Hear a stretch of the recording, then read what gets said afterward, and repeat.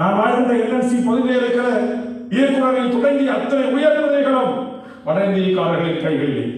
அங்கிருக்கின்ற பொறியாளர்கள் உள்ளிட்ட பணியாளர்கள் அனைத்தும் வட இந்தியக்காரர்களின் கைகளிலே.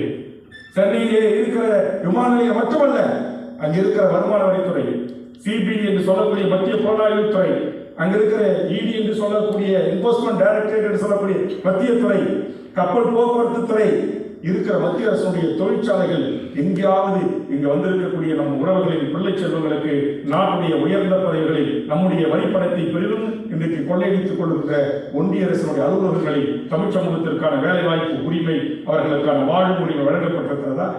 நீங்க பெரம்பூரில் இருக்கிற ரயில் பெட்டி தொழிற்சாலை எடுத்துக் கொள்ளுங்கள். திருச்சியில் இருக்கிற அப்ரண்டிஸ் பணியை எப்படி எடுத்தார்கள்? மதுரை கோட்டத்தில் எப்படி பணி எடுத்தார்கள்? சேலம் கோட்டத்தில் எப்படி பணி எடுத்தார்கள்? எங்கேயாவது இருக்கிற ரயில்வே துறையில் இருக்கிற ஜிஎம்எல் தொடங்கி டிஆர்எம் வரை எந்த பதவிகளாவது நம்முடைய தமிழ் முகங்கள் இருக்கிறதா? வேலை வாய்ப்புகளிலே தயவு செய்து நீங்கள் எண்ணி பார்க்க வேண்டும்.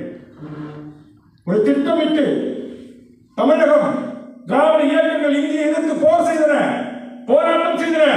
உலகத்திலே மொழி காற்றை இனத்தின் உரிமைக்காக தன் உயிரை தருகின்ற மிகப்பெரிய தியாக வேலைகள் வாழ்ந்த இனம் தமிழகம், தமிழ்நாடு. இந்த நாட்டில் நீ இந்திய திணித்தாதான் இருப்பீங்க, நான் இந்திக்காரரையே கொண்டு வந்து இறக்குகிறேன் என்று தினந்தோறும் சென்னை சென்ட்ரல் ரயில் நிலையத்தில் சராசரி ஒரு நாளைக்கு 10,000க்கு மேற்பட்டவர்கள் வந்து கொண்டிருக்கிறார்கள். இங்கே நம்முடைய முதலமைச்சர் கடந்து சென்று அமெரிக்காவுக்கு செல்லலாம், ஏனைய நாடுகளுக்கு சென்று பல்லாயிரக்கணக்கான கோடி வெளிநாட்டு பெரும் நிறுவனங்களை கொண்டு வந்து முதலீடு செய்ய வைக்கலாம்.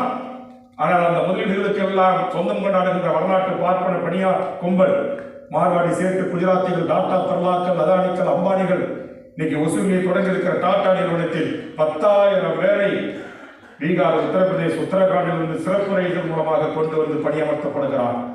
கிருஷ்ணகிரியை ஒட்டி இருக்கிற தமிழ் சமூகத்தின் வாழ்வுரிமை, வேலைவாய்ப்பு உரிமை முற்றுமுழுதாக பறிக்கப்படுகிறது. தமிழ் சமூகம் சிந்தித்து பார்க்க வேண்டும். தமிழ்நாட்டில் இருக்கிற எந்த வங்கிகளாவது தமிழ் முகங்கள் தற்போது வேலைக்கு அமர்த்தப்படுகிறார்களா? எங்கேயாவது ஆள் இல்லாத ரயில்வே கேட்டுகளிலே தமிழர்கள் வேலைக்கு அமர்த்தப்படுகிறார்களா? ஆனால் நாம் இங்கே வந்து எவ்வளவு இயற்கை இடர்களுக்கு முகம் கொடுத்து கடின உழைப்பு செலுத்தி நாம் சம்பாதித்துக் கொண்டிருக்கிறோம். ஆனால் நம்முடைய வைப்படத்தில், நம்முடைய மண்ணில், தமிழர் நிலத்தில் தமிழர் அல்லாதவர்கள் இன்றைக்கு பெரும்பான்மையர்கள் போல் வச்சுகிறார். இங்கே தமிழ்நாட்டில் வாழ்கிற 7 கோடி மக்கள், அவர்கள் எந்த மொழி வழி சிறுபான்மையராக இருந்தாலும் என் மொழியும் என் இனத்தையும் என் நாட்டையும் நேசிக்கக்கூடிய என் மண்ணை தாயகமாக கொண்ட என் உறவுகளுக்கு கிடைக்க வேண்டிய வேலை வாய்ப்பு உரிமையை 2000 மைலுக்கு அப்பால் இருந்து பறித்துக் கொள்கின்ற ஒரு சதி சூழ்ச்சி இந்த மண்ணில் நடைபெறுகின்ற காரணத்தினால் தான் வேல்முருகனாகிய நான் தமிழக வாழ்வுரிமை கட்சி என்று வைத்தேன்.